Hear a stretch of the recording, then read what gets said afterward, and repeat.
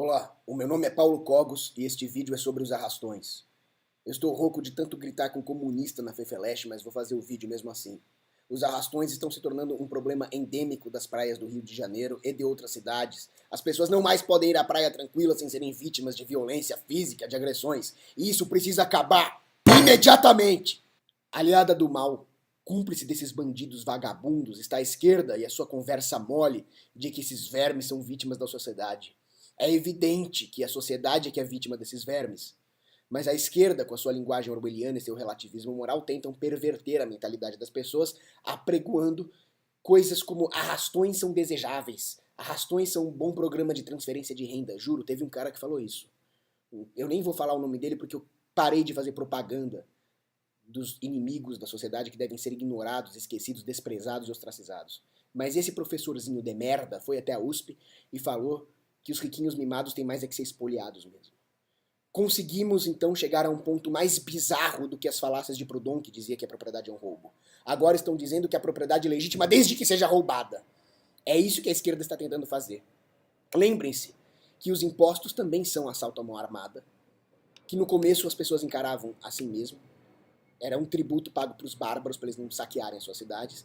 E com o tempo a conversa mole das esquerdas foi colocando minhoca na cabeça das pessoas a ponto de elas acreditarem que o imposto é uma boa forma de transferência de renda. Agora é a vez dos arrastões. Agora o governo está terceirizando o assalto à mão armada através da sua propaganda gramsciana de apoio aos bandidos. Outra falácia que me deixa possesso é dizer que a pobreza é a causa da criminalidade.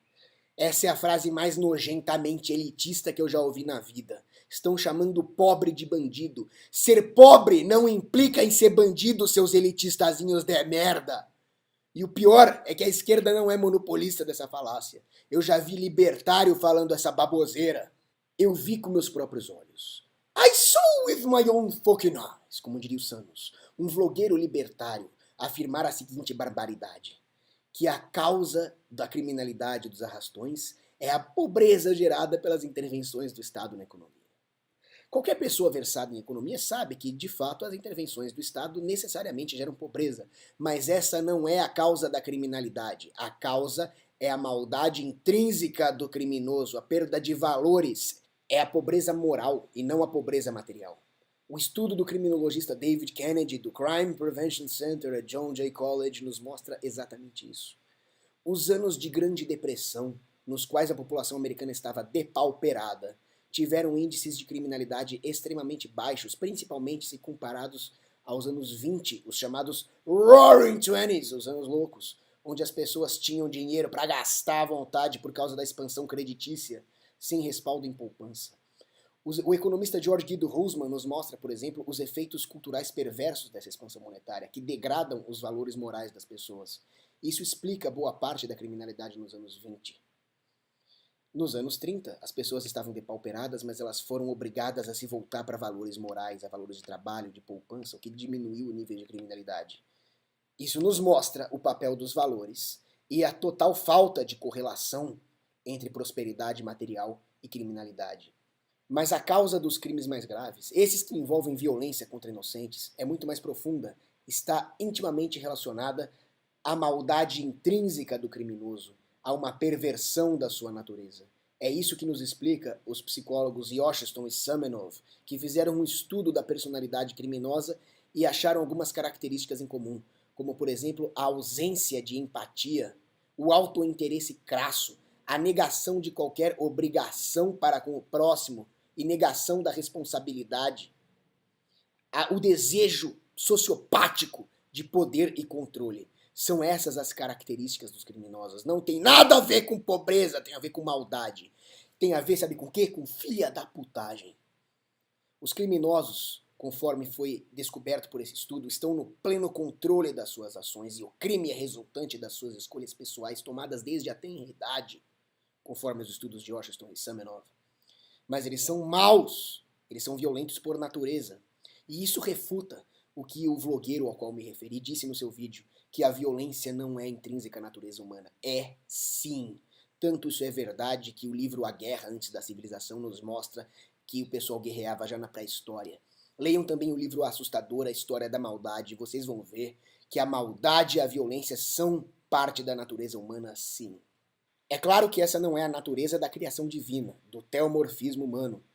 A criação divina é naturalmente boa, mas exercendo seu livre-arbítrio, o homem deixou-se levar pelas tentações de Satanás, o que fez com que a maldade e a impureza ficassem impregnadas na nossa natureza, aqui na Terra. Mas, como eu disse, é uma questão de livre-arbítrio, são escolhas pessoais. A pessoa que comete o crime escolhe cometer o crime, escolhe seguir as palavras do mal. Os estudos de Oshenstone e Samenov nos mostram que os bandidos tendem a colocar a culpa, atribuir a responsabilidade pelos seus atos em outras coisas que não neles mesmos.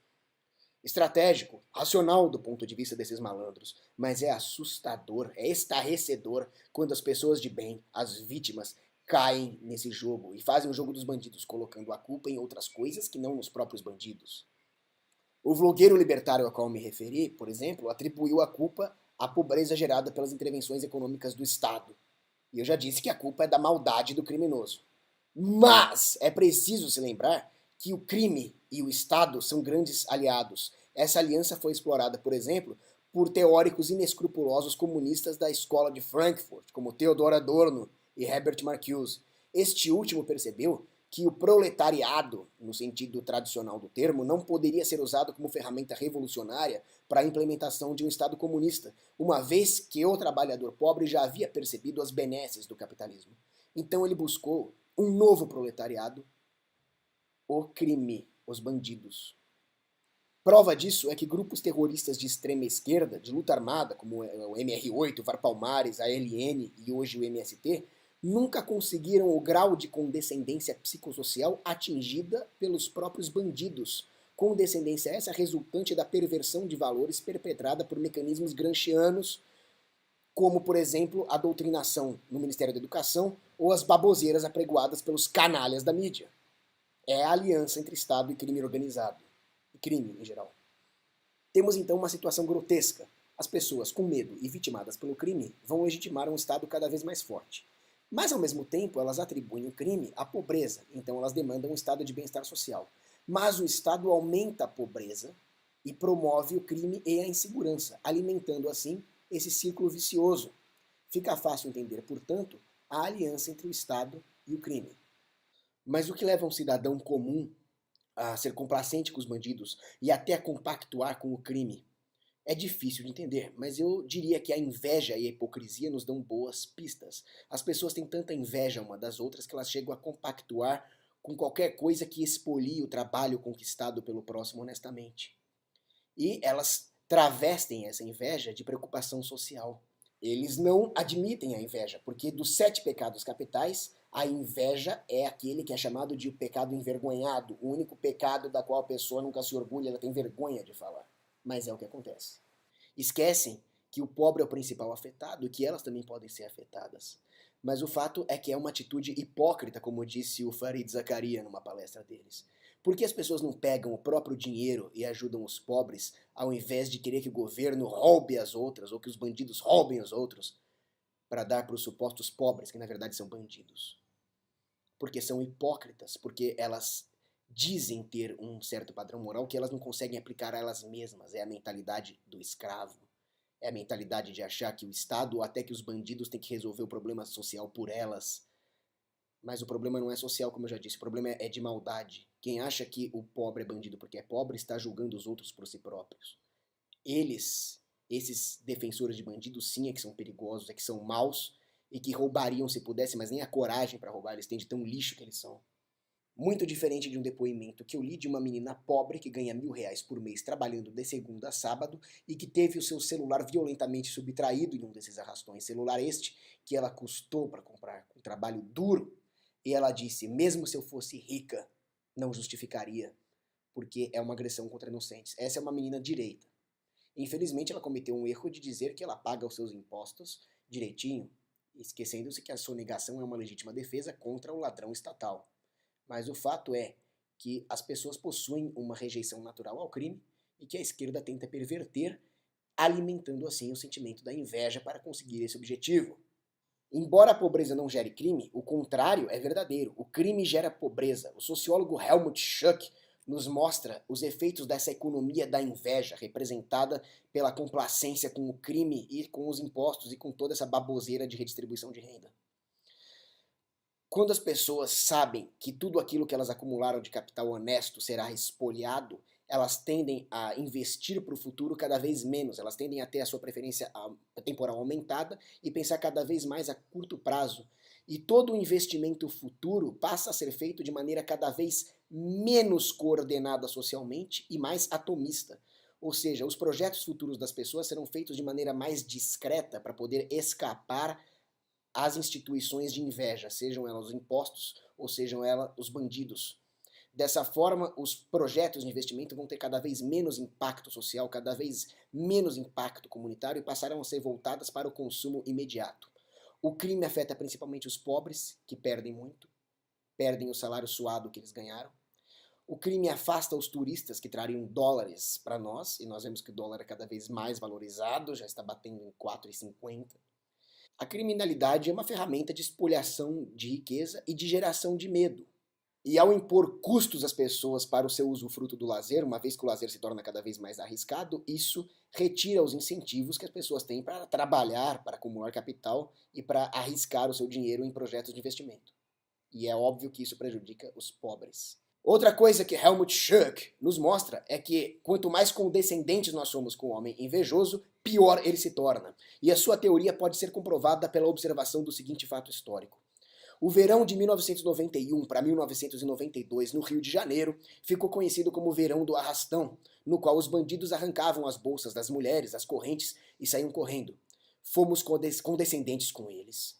Um erro grave. E hoje os arrastões se caracterizam por agressões físicas contra idosos, por violência e até por estupros. Qual será o próximo passo? Jogar gás VX na praia, matar todo mundo e pegar o que sobrar? Chega de ser condescendentes com eles. Precisamos de soluções realmente efetivas para acabar com isso. Esses crimes, inclusive, são planejados pelas redes sociais, pela internet. Quer dizer, esses vagabundos têm acesso à internet, mas mesmo se não tivessem, nada justifica essa agressão contra inocentes. Todos nós somos vítimas do Estado, de desastres naturais, de doenças, mas nada justifica agredir os inocentes, muito menos dessa forma hedionda. Uma Miss Brasil chamada Márcia Gabriele, que foi Miss Brasil no final da década de 80, sofreu uma agressão horrenda com pedras atiradas contra o seu carro, que por milagre não lhe acertaram o rosto, o que poderia ter lhe desfigurado. Ela disse muito bem que ela tem vergonha de ter usado uma faixa de Miss Brasil representando essa farsa, essa mentira chamada Brasil. Faz você muito bem. Márcia, você é muito mais do que essa mentira chamada Brasil. Você é um ser humano, você é um indivíduo, Márcia. Ela, inclusive, está fazendo muito bem de querer processar o Estado, porque é o Estado que causa essa insegurança. Ao contrário do que disse Hobbes na sua apologia à tirania, o Estado nos deixa muito mais inseguros. É o Estado que nos tira as armas que poderiam ser usadas para se defender contra os arrastões. E aí que entra a minha primeira solução contra os arrastões: armar pesadamente a população com armas de calibre militar. Eu quero ver bandido ter coragem de fazer arrastão se o povo da praia tiver fuzis, metralhadoras, veículos de combate de infantaria como o M2 Bradley. William Lima da Silva, o professor, guru e mentor intelectual do crime organizado, um dos fundadores e líderes do Comando Vermelho, se gaba de que esses bandidos vão nos matar nas esquinas, pois eles são milhões armados contra a população indefesa. Ele se gaba disso, esse pilantra meliante. Nós temos que frustrá-lo, nós temos que nos armar pesadamente e sermos centenas de milhões contra eles e acabar com esses bandidos de uma vez por todas. Outra solução interessante seria a pena de morte e a abolição da maioridade penal, mas o Estado não tem o menor interesse em fazê-lo. O Estado nos deixa à mercê e de propósito. Surge então uma solução oriunda da ordem espontânea, que são grupos de defesa voluntários, espontâneos, como os protetores anti-arrastão, que são lutadores de MMA que voluntariamente se dispuseram a ofertar o seu tempo e arriscar as suas vidas para prestar um serviço de defesa e proteção da população e aos quais eu agradeço por esse serviço prestado. Eles são tão profissionais que eles possuem códigos de conduta para que não haja nenhum tipo de abuso ou injustiça. É a ordem espontânea em ação. É o Pax Vigilanticus. É a prova de que segurança e defesa não são bens públicos, como dizem os charlatães pseudo-economistas do mainstream. São bens privados. Publicistas hipócritas os acusarão de fascismo, esquecendo-se que fascismo é justamente o contrário. Como dizia o adágio de Mussolini, tudo para o Estado, nada contra o Estado, nada fora do Estado. E esses grupos provam que justiça se faz fora do Estado, apesar dos interesses do Estado em se aliar aos bandidos. Tanto isso é verdade que um desses meliantes participantes dos arrastões foi entrevistado e disse que ele está parando com isso porque o mar não está para peixe, os justiceiros estão colocando medo em nós. Então funcionou, essa é a prova. Agora, uma solução interessantíssima seria a privatização das praias. Não me refiro aqui à corporativização das praias. Um grande conglomerado de empresas comprar as praias do governo e impedir as pessoas de usar é corporativização. Não é a privatização, a genuína desestatização que eu defendo. Defendo que as comunidades locais, os caiçaras, por exemplo, as comunidades pesqueiras e as pessoas que já fazem uso sistemático da praia possam exercer de fato o seu direito à propriedade privada e excluir freeriders que hoje causam o problema da tragédia dos comuns, que é a praia superlotada, é a degradação ambiental. O resultado disso seria um maior serviço das praias, uma maior qualidade do serviço, maior preservação ambiental e, o que é relevante para esse vídeo, maior segurança, porque os proprietários das praias privadas teriam o maior interesse na segurança deles próprios e dos frequentadores, que seriam clientes. Não pensem que o pobre ficaria excluído. Muito provavelmente, além dos preços caírem com o processo de mercado, muito provavelmente o acesso seria gratuito e as pessoas pagariam o que se consumiria lá dentro, como acontece hoje com os shoppings. Mas o fato é que poderia ser exercido um controle alinhado ao incentivo que os empresários teriam de proteger os frequentadores dessa praia.